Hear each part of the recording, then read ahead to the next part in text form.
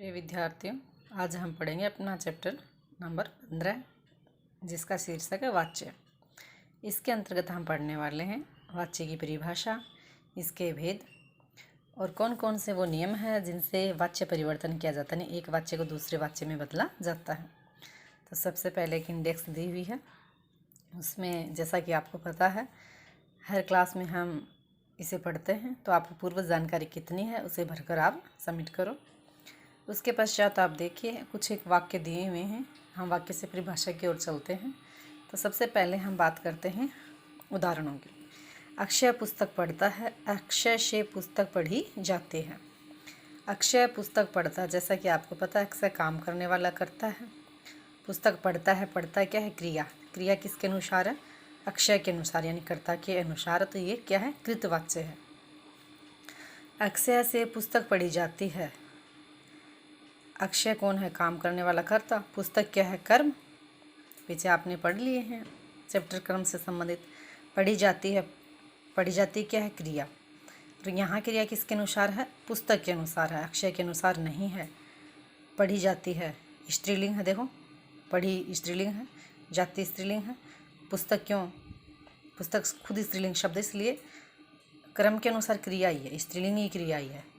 यहाँ क्या था, अक्षय पुल्लिंग है लेकिन पुल्लिंग के अनुसार क्रिया नहीं है, यहाँ पुल्लिंग के अनुसार क्रिया है। अक्षय पुल्लिंग है और उसके अंतर्गत ही क्या है, क्रिया आई है। यानी क्रिया किसके अनुसार आई, या तो कर्ता के अनुसार या कर्म के अनुसार। तीसरा आता है इसमें, अक्षय से पढ़ा नहीं जाता। अक्षय कौन है, काम करने वाला, पढ़ा नहीं जाता, नहीं पढ़ने का भाव व्यक्त हुआ है, तो भाव के अनुसार क्रिया का प्रयोग हुआ है। तो देखिए यहाँ क्रिया किसके अनुसार आई है, भाव के अनुसार क्रिया आई है, ठीक है। तो आप देखिए इसमें पहला है कृत्ता के अनुसार है, कृतवाच्य हो गया। दूसरा है कर्म के अनुसार, तो ये क्या हो गया, कर्मवाच्य हो गया। तीसरे में क्रिया न तो कर्ता के अनुसार आई न कर्म के अनुसार आई है, अभी तो भाव के अनुसार आई, तो ये होगा भाववाच्य। इस प्रकार से क्या है, इसके तीन भेद होते हैं। तो सबसे पहले इसकी परिभाषा, वाच्य किसे कहते हैं। नहीं, वाक्यों में क्रिया कर्ता, कर्म या भाव किसके अनुसार प्रयुक्त हुई है। वाक्य में क्रिया कर्ता, कर्म या भाव किसके अनुसार प्रयुक्त हुई है, यही स्थिति क्या है, वाच्य कहलाती है। यानी क्रिया का प्रयोग वाक्य में कर्ता, कर्म या भाव किसके अनुसार हुआ है, वही क्या है, वाच्य कहलाता है, ठीक है। अब हम बात करते हैं वाच्य के भेदों की।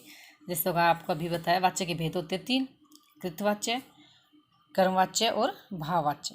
कृतवाच्य यानी कर्ता के अनुसार क्रिया का प्रयोग हुआ है, पहचान किससे होगी, क्रिया से होगी। क्रिया किसके अनुसार मिलेगी, हमें कर्ता के अनुसार मिलेगी। कर्मवाच्य में क्रिया किसके अनुसार मिलेगी, हमें वाक्य में जो कर्म होगा कर्म के अनुसार। और यहाँ भाववाच्य में क्रिया न तो कर्ता के अनुसार न कर्म के अनुसार, अपितु भाव के अनुसार, तो वो भाववाच्य कहलाता है। अब यहाँ हम इसकी परिभाषा उदाहरण देखते हैं। देखिए सबसे पहले नंबर 1 कृतवाच्य, जब वाक्य में क्रिया का प्रधान विषय कर्ता हो, यानी काम करने वाला कर्ता, अर्थात क्रिया का लिंग वचन और पुरुष कर्ता के लिंग वचन और पुरुष के अनुसार होते हैं, उसे कृतवाच्य कहते हैं। अब पीछे हमने बात की थी अभी, यहाँ क्रिया का रूप क्या है, उसका लिंग भी स्त्रीलिंग थी ना क्रिया, तो लिंग भी किसके अनुसार था, कर्म के अनुसार था, किसी में भाव के अनुसार था और किसी में कर्ता के अनुसार था। लिंग वचन पुरुष यानी सारे किसके अनुसार होंगे, कर्ता के अनुसार होंगे, वो कृतवाच्य कहलाते हैं। अलका हिंदी पढ़ाती है, अलका क्या है, कर्ता है, काम करने वाली है। पढ़ाना क्या है, क्रिया, पढ़ाती है क्या है, अलका के अनुसार क्रिया का लिंग है, क्रिया का रूप है। रीमा पुस्तक पढ़ रही है, रीमा क्या करता है, पढ़ रही क्या है, क्रिया है, पढ़ रही है, कौन पढ़ रही है, रीमा पढ़ रही है। यह भी किसके अनुसार है, पढ़ रही, रीमा के अनुसार। स्त्रीलिंग शब्द है रीमा, तो क्रिया भी स्त्रीलिंग हो गई। अंकित विद्यालय को जाएगा, अंकित लड़का है यानी पुल्लिंग है, और जाएगा क्रिया क्या है, पुल्लिंग है। तो पुल्लिंग क्रिया कैसे आई है, क्योंकि इसमें कर्ता क्या है, पुल्लिंग है, यानी कर्ता के अनुसार ही क्रिया का इसमें प्रयोग होता है। अगर यहाँ हम लिखते अंकिता, स्त्रीलिंग शब्द लिखते अंकिता विद्यालय को जाएगी, तो क्रिया जाएगा नहीं, क्या बन जाती, जाएगी, क्योंकि जाएगी स्त्रीलिंग हर अगर हम कर्ता को अंकिता करते हैं तो अंकिता शब्द भी स्त्रीलिंग है, तो स्त्रीलिंग के अनुसार परिवर्तन होता है। मैंने खाना खा लिया, खाना खा लिया, तो खा लिया क्या है, क्रिया पुल्लिंग के अंतर्गत आ गई। ठीक है, अब यहाँ देखो, इसमें पता चल गया कि कर्ता के अनुसार क्रियाओं का प्रयोग हुआ है। तो वाक्य में जहाँ क्रिया का प्रधान विषय कर्ता होता है, अर्थात क्रिया के लिंग वचन कर्ता के लिंग वचन के अनुसार होते हैं, तो वो उसे कृतवाच्य कहते हैं। नंबर 2, क्रमवाच्य। क्रमवाच्य में क्या है, किसके अनुसार होंगे, कर्म के अनुसार। तो हम इसकी परिभाषा कह सकते हैं, बता सकते हैं, जब वाक्य में क्रिया का प्रधान विषय कर्म हो और कर्म के लिंग वचन व पुरुष के अनुसार ही क्रिया का प्रयोग होता है, तो उसे क्रमवाच्य कहा जाता है। जैसे सुरेंद्र से पुस्तक पढ़ी जाती है। अब सुरेंद्र देखो पुल्लिंग शब्द है, लेकिन यह पढ़ी जाती है स्त्रीलिंग है, लेकिन ये कर्ता के अनुसार नहीं है, किसके अनुसार है, पुस्तक के अनुसार। पुस्तक स्त्रीलिंग शब्द है, तो स्त्रीलिंग के अनुसार ही क्रिया का रूप भी स्त्रीलिंग है। आ रहा समझ में। ठीक इसी प्रकार से हम दूसरा उदाहरण समझने की कोशिश करते हैं। अमर द्वारा हल चलाया जाता है। हल शब्द क्या है, शे द्वारा इनकी पहचान है। देखो शे द्वारा शब्द लगे हुए। हल चलाया जाता है, चलाया जाता है पुल्लिंग शब्द है, क्रिया पुल्लिंग रूप है, तो हल भी पुल्लिंग है। तो ये कर्ता के अनुसार न होकर किसके अनुसार है, कर्म के अनुसार है। हल क्या है, इसमें कर्म है। मोहन से निबंध लिखा जाता है। लिखा जाता है किसके अनुसार, निबंध यानी कर्म के अनुसार। कर्म क्या, निबंध। हलवाई द्वारा मिठाई बनाई जाती है। क्या बनाई जाती है, मिठाई। क्या का उत्तर मिल रहा है, जैसे पिछले चैप्टर में आपको बताया भी था, क्या किसको यदि उत्तर मिलते हैं तो वो क्या हैं, कर्म होते हैं। हलवाई द्वारा क्या बनाई जाती है, मिठाई बनाई जाती है। तो मिठाई शब्द क्या है, स्त्रीलिंग है, और स्त्रीलिंग के अनुसार ही बनाई जाती है। क्रिया भी स्त्रीलिंग है, तो जो मिठाई के अनुसार है, हलवाई के अनुसार नहीं है। तो इस प्रकार से क्रिया का प्रयोग क्रम के अनुसार हुआ है। नेक्स्ट हम बात करें इसमें भाववाच्य की। तो भाववाच्य में देखिए, जब वाक्य में क्रिया का प्रधान विषय न तो कर्ता के अनुसार हो न कर्म के अनुसार, आपको बता दिया, न तो कर्ता के अनुसार होगा न कर्म के अनुसार, किसके अनुसार होगा, बल्कि भाव के अनुसार, अर्थात क्रिया का अर्थ ही उसका प्रधान विषय हो। यानी जब वाक्य में क्रिया का प्रधान विषय कर्ता भी नहीं हो, कर्म भी नहीं हो, बल्कि क्या हो, भाव हो, तो हम इसे यूँ भी कह सकते हैं, क्रिया का अर्थ ही उसका प्रधान विषय है, तो उसे भाववाच्य कहते हैं, यानी भाव के अनुसार इसका प्रयोग होता है। इसमें क्रिया अन्य पुरुष, एकवचन और पुल्लिंग में प्रयुक्त होती है। तो ये एक विशेष नियम है। इसमें क्रिया आपको अन्य पुरुष में मिलेगी, आपने सर्वनाम पढ़ रखे हैं, एकवचन और पुल्लिंग में मिलेगी। तो हमने लिंग और वचन भी पढ़ रखे हैं, तो हमेशा एक वचन क्रिया रहेगी, पुल्लिंग पाई जाएगी और अन्य रूप उसका पाया जाएगा। दादाजी से चला नहीं जाता। चला नहीं जाता, नहीं चलने का भाव व्यक्त हुआ है। ठीक है, मुझसे सोया नहीं जाता। सोना क्या क्रिया।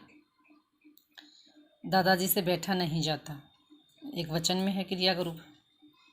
देखो जाता जाता जाता है, और पुल्लिंग है, अन्य पुरुष रूप में आ गया। बालक से डरा जाता है, तो ये भी क्या है, पुल्लिंग रूप है। यानी कर्म और कर्ता के अनुसार न होकर किसके अनुसार, भाव के अनुसार। तो हम कह सकते हैं कि इन वाक्यों में क्रिया का प्रधान विषय कर्ता भी नहीं होता, कर्म भी नहीं होता, पितु क्या होता है, भाव होता है। या हम यूँ कहीं इसमें क्या होता है, भाव होता है। ये बात बताई गई, तो भाववाच्य क्रियाएं होती हैं।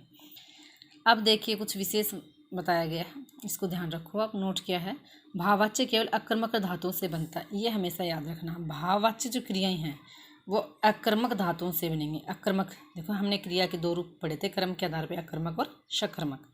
अकर्मक जिसमें कर्म नहीं होता, तो जिसमें कर्म नहीं होगा वही क्या, भाववाच्य होगा। तो देखो कर्म नहीं है इसमें।